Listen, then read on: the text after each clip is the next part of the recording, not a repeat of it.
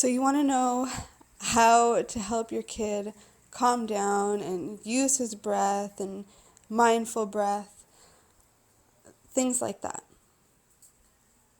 My number one tip is to lead by example. So what was just happening is Finn got really tired and cranky, and I've been going through this for 3 years with him. I recognize the signs.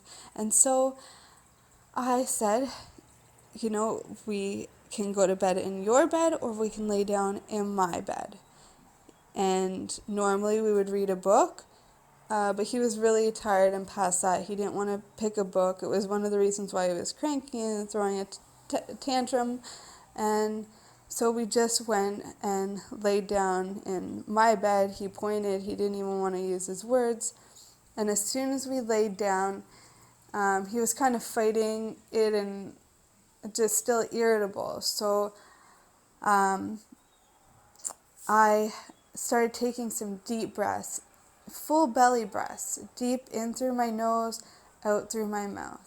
In through my nose, out through my mouth. Very softly. I was trying to align with his breath. That's why I did it a little bit faster there, because, kids have smaller lungs and they take more breaths than we do. So I just went with him, and I just stayed consistent with my in through my nose, out through my mouth, and he could hear that. And he started doing it too. And eventually he was calm, and he went to sleep very fast. It was pretty incredible. And that works in some other areas too. That also works when they're throwing tantrums in general. Sometimes Finn yells at me. He says, "I will not take a breath," because it's the first thing I always say. But he is getting older now, and I've stayed consistent with saying that. And so now I do notice that sometimes he does take that breath. Sometimes it takes a little while for him to get there, but I still encourage it. I still use my words to voice it. I practice it in my life, so instead of getting angry and screaming and yelling at him, to stay patient with him, I take some deep breaths, and he recognizes that. And I know just from witnessing it, the changes in him already, that it is getting ingrained in there, that this is a better way to be managing anger as it comes out.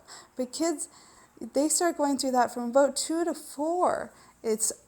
They're working from their solar plexus chakra anyway, that really is the willpower, and they're always trying to express that willpower and that independence and push boundaries. So for us to stay consistent, for us to lead a good example, for us to model the attitude and what it is that we want to see, that's what we're going to get in return, even though it may not be right away. And that's part of us learning patience as well. What greater teachers than our children.